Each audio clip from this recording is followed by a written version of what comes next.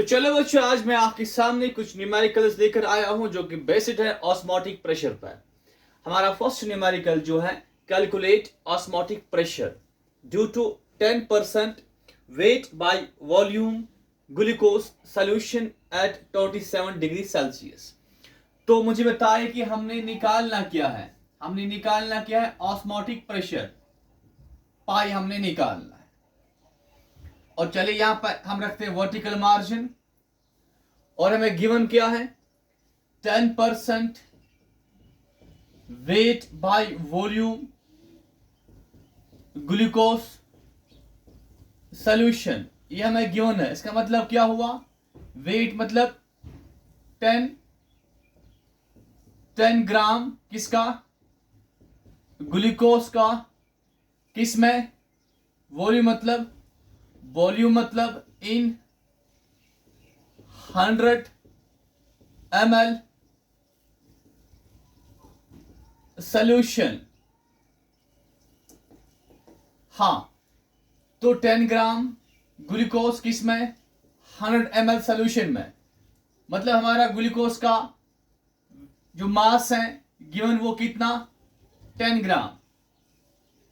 तो हमारे पास यहां जो डब्ल्यू बी बोले तो सॉल्यूट, वो कौन सा हमारा है ग्लूकोज, वो कितना है 10 ग्राम है। और ये हमारा क्या 100 ml, ये हमारा क्या वॉल्यूम है किसका, सॉल्यूशन का, कितना 100 ml। वी फॉर वॉल्यूम किसका, सॉल्यूशन का, कितना 100 ml। ये हमें गिवन है। और हमें गिवन क्या है टेम्परेचर कितना 27 डिग्री सेल्सियस। हमने निकालना क्या है पाई क्या होता है किसके बराबर, MRT। एम बोले तो molarity, R solution constant, T temperature in Kelvin. तो यहां पे क्या डिग्री सेल्सियस, इसको चेंज किस में करना है केल्विन में। तो क्या करे, इसको 27 को प्लस क्या करे 273, तब ये क्या बनेगा केल्विन। इसको ऐड करके क्या आता है 300 केल्विन। तो हमारा टेम्परेचर कितना है, हमारा टेम्परेचर 300 केल्विन के बराबर है। चलिए अब स्टार्ट करते हैं। पहले आप ये नोट भी करो, हमने पाई निकालना है इक्वल्स टू MRT। करा इसको आपने नोट।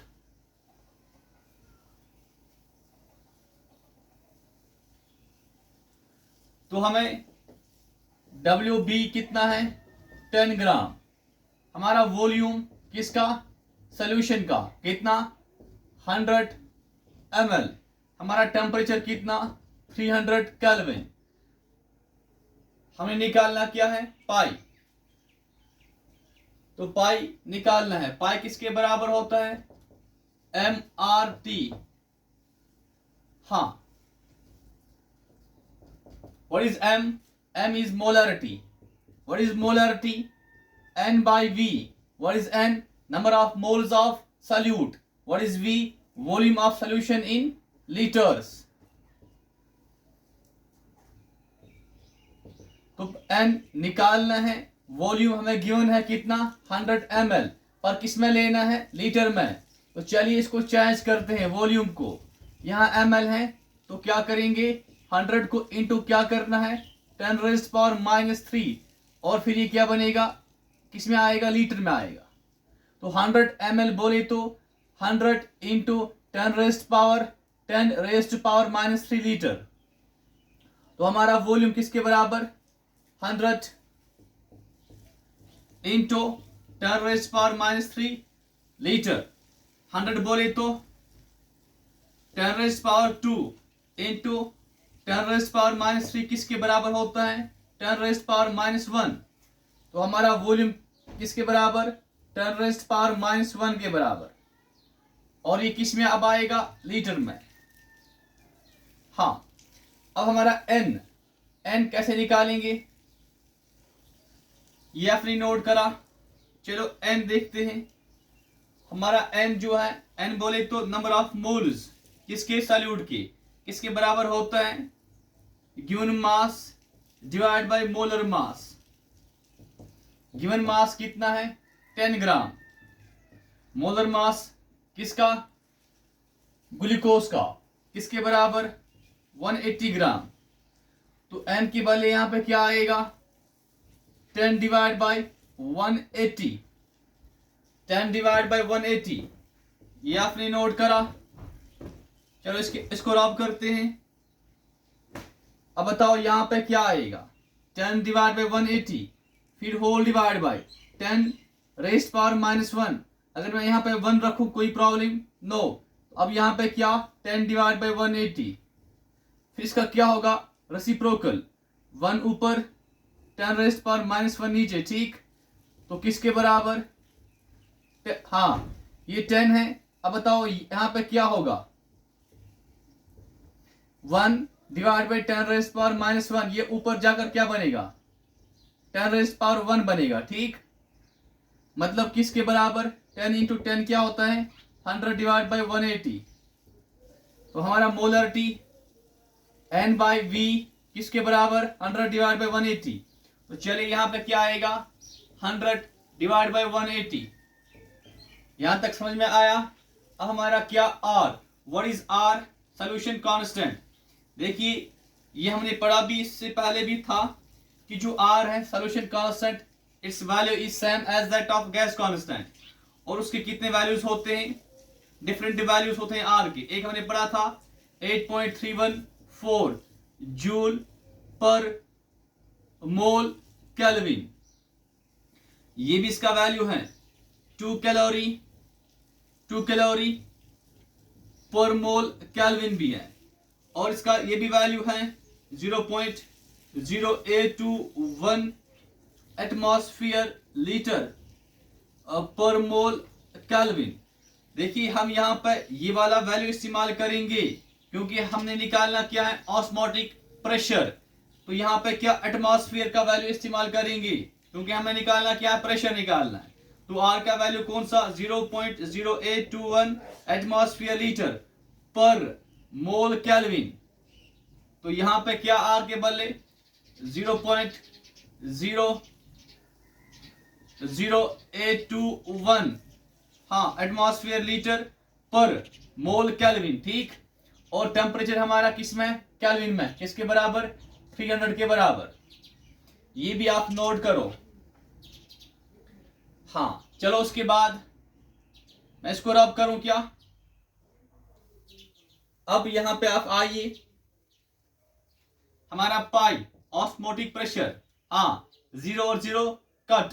अब 10/18, हाँ 2 5s are 2 9s are, तो क्या आ रहा है 5/9 इंटू 0.0821, यहां पर 300, 3 3s are 9, 3 1s are, यहाँ 300s are 300। तो पाई हमारा किसके बराबर 5/3।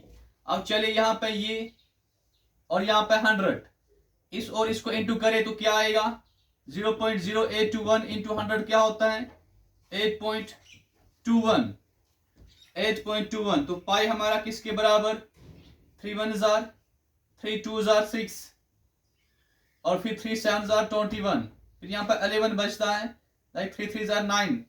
तो 5 इंटू 2.73, इसको इंटू करेंगे 5 3s are 15, 5 7s are 35, 136, 5 2s are 10, 10 और 3 13। तो हमारा पाई 13.65, हाँ यूनिट क्या आएगा एटमॉस्फेयर। ये हमें क्या निकल के आया ऑस्मोटिक प्रेशर। चलो आप इसको नोट करो।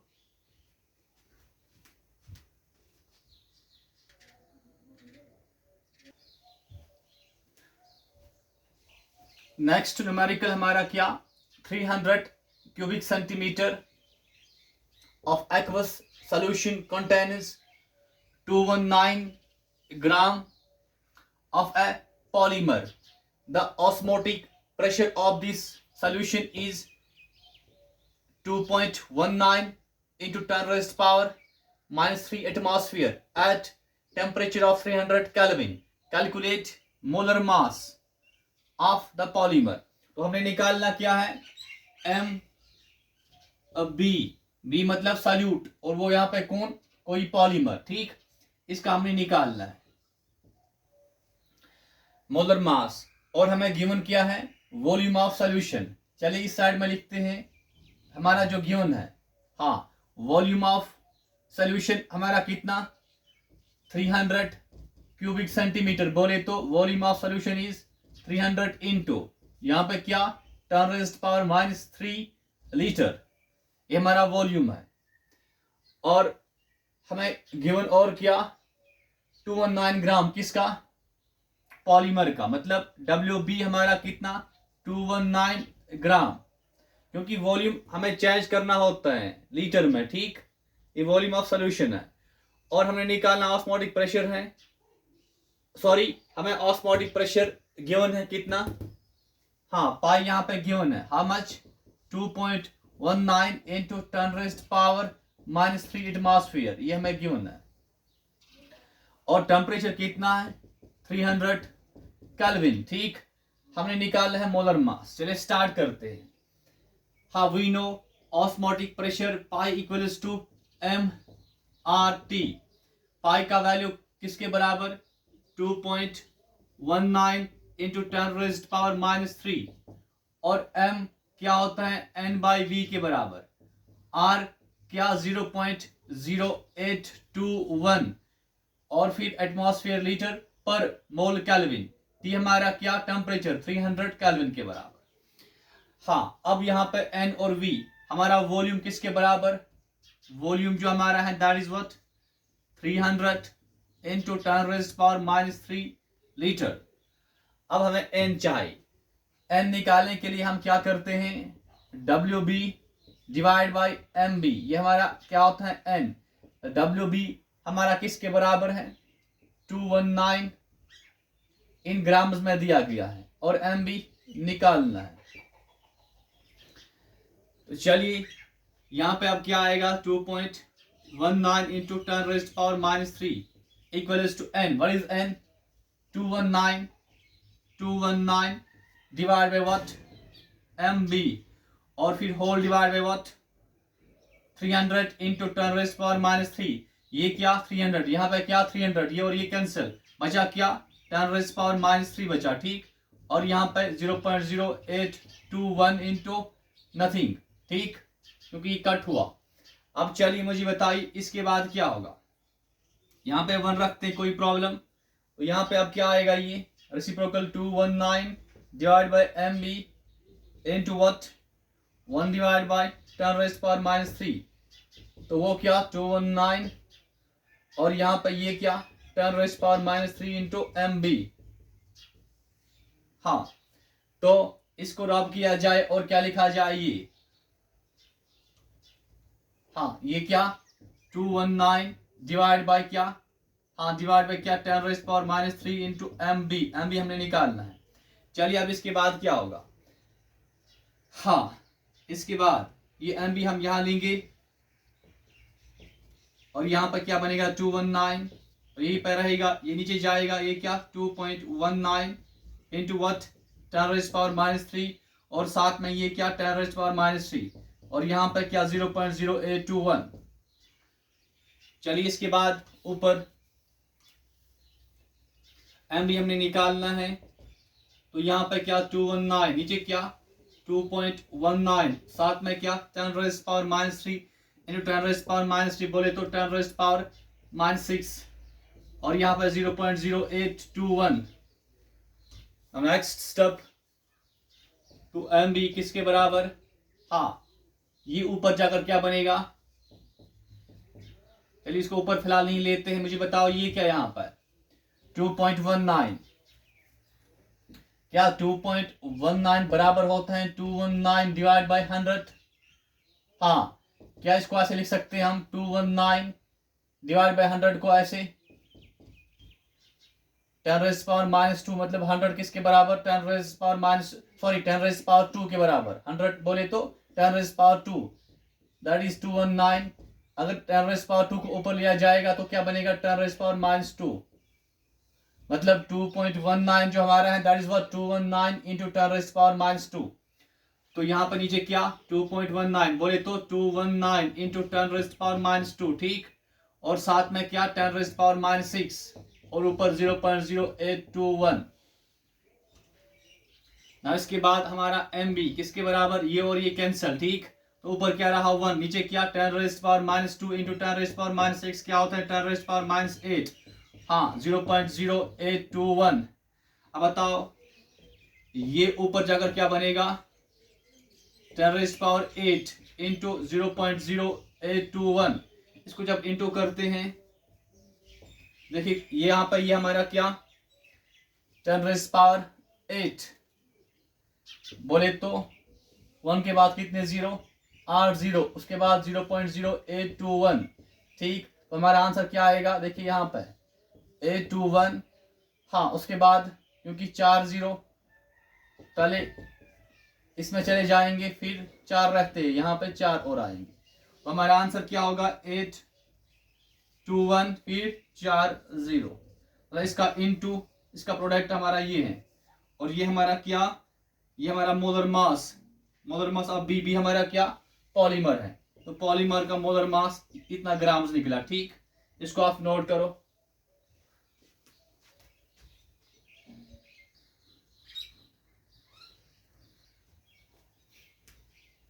Now next numerical 5% of aqueous solution of glucose, और यहाँ पे आप लिखिए क्या weight by volume, ठीक। Aqueous solution of glucose is isotonic with 10%. Weight by volume. Aqueous solution of X. Calculate molar mass of X. Assume temperature is same. हाँ तो हमें गिवन किया है और हमें निकालना क्या है, मोलर मास ऑफ X हमें निकालना है। मतलब हमें क्या चाहिए mx हमें चाहिए, ठीक। Molar mass m for molar mass of X हमें चाहिए।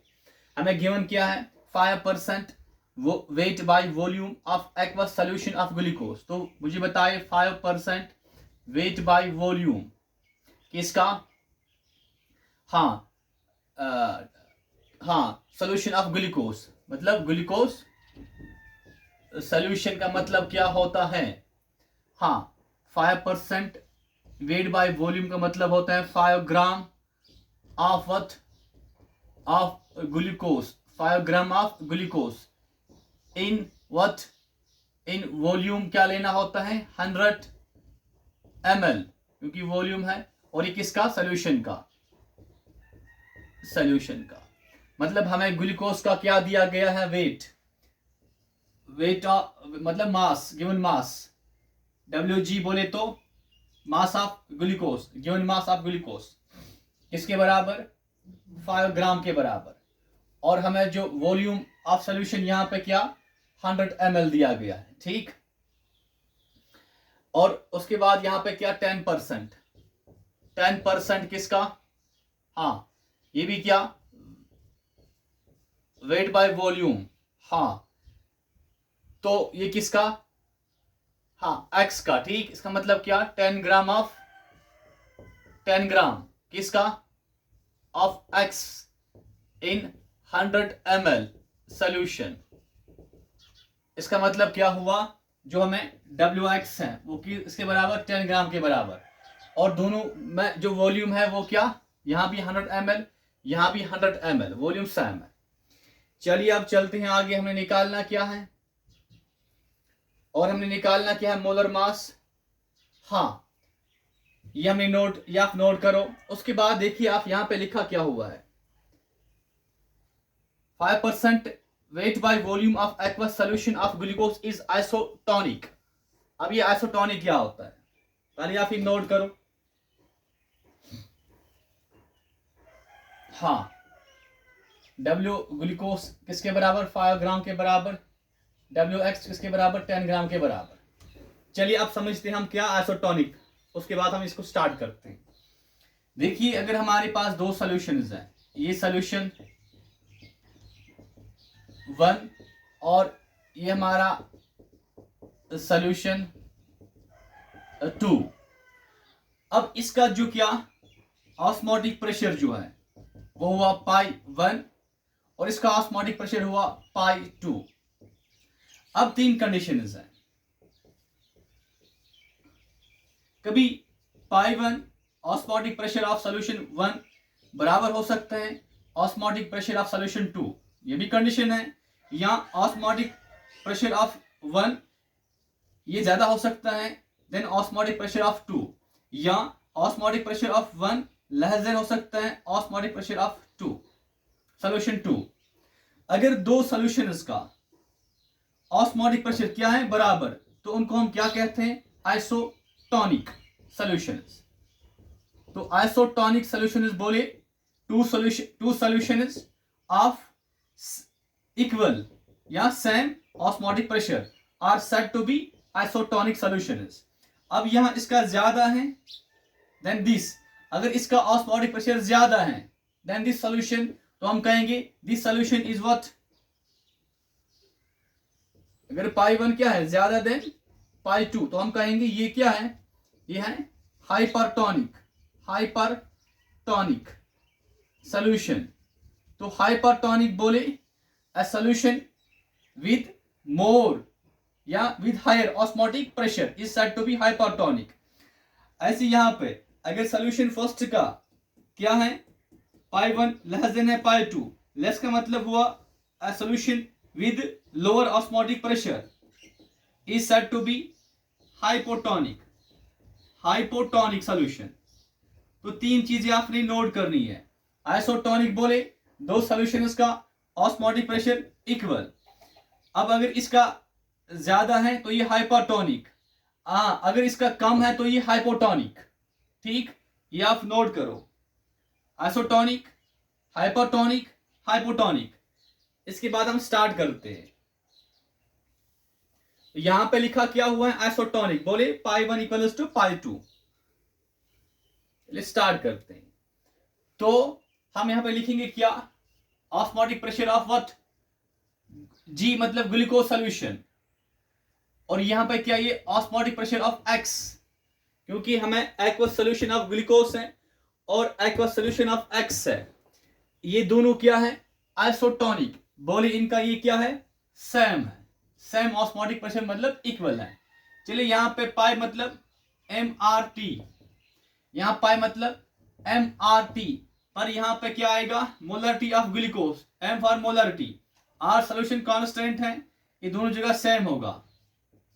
और टी क्या है टेम्परेचर, ये ग्लूकोज सोल्यूशन का और ये एक्स सोल्यूशन का, आर दोनों में कांस्टेंट है तो ये कट हो जाएगा, M G T G equals to यहां पर एम एक्स टी एक्स। अब टेम्परेचर भी सेम रखा गया है, मतलब टी जी बराबर है टी एक्स के। ठीक, टेम्परेचर ऑफ ग्लूकोज सोल्यूशन बराबर है टेम्परेचर ऑफ एक्स सोल्यूशन, मतलब ये भी कट। अब क्या रहा M G equals to M X. What is M G, molarity of glucose solution, what is M X, molarity of X solution. तो यहां तक आप नोट करो, उसके बाद आगे बढ़ते हैं। तो क्या हमें निकल के आया molarity of glucose solution, molarity of X solution. Next पे हम चलते हैं। बताओ मोलरिटी क्या है, व्हाट इज मोलरिटी। मोलरिटी बोले तो number of moles divide by volume of solution. हाँ, तो यहाँ पे क्या n बाई वी, यहाँ भी क्या n बाई वी, पर ये कौन सा सॉल्यूशन ग्लूकोज और ये कौन सा x। ठीक, और ये भी हमें यहाँ पे पता होना चाहिए क्या, दोनों का वॉल्यूम क्या है 100 ml, मतलब v of g equals to v of x, मतलब ये और ये कैंसिल। अब क्या रहा number of moles of glucose solution बराबर है number of moles of x solution. अब चलिए मुझे अब इसके बाद बताइए कि नंबर ऑफ मोल्स किसके बराबर। हाँ, given mass divide by molar mass, तो यहाँ पे क्या W but G divide by mg, यहाँ पे क्या हाँ W x divide by mx, यहां तक आपने नोट करा। हाँ, अब मुझे बताओ कि Wg किसके बराबर 5 ग्राम के बराबर, तो यहां पे क्या आएगा 5 ग्राम लिखने की जरूरत नहीं है, 5 लिखो आप। mg किसका, ये ग्लूकोज है, ग्लूकोज का मोलर मास हमें पता है किसके बराबर 180 ग्राम के बराबर। ठीक, अब यहाँ Wx ये गिवन है किसके बराबर 10 ग्राम के बराबर, तो यहाँ पे 10 आएगा, और निकालना क्या है हमने mx हमने निकालना है। ठीक, चलिए यहां तक हम आप नोट करो। अब इसके बाद क्रॉस करना है, तो क्रॉस मतलब 5 times mx equals to what 180 into 10 क्या हुआ 1800। हाँ, उसके बाद x equals to what sorry mx equals to 1800 divide by 5, तो mx इक्वल्स टू व्हाट हाँ 5 3s are 15 और 5 6s are 30 और 0। What is mx molar mass of x equals to 360 और किस में आएगा ग्राम में। ठीक, तो ये हमारा आंसर। चलो आप नोट करो।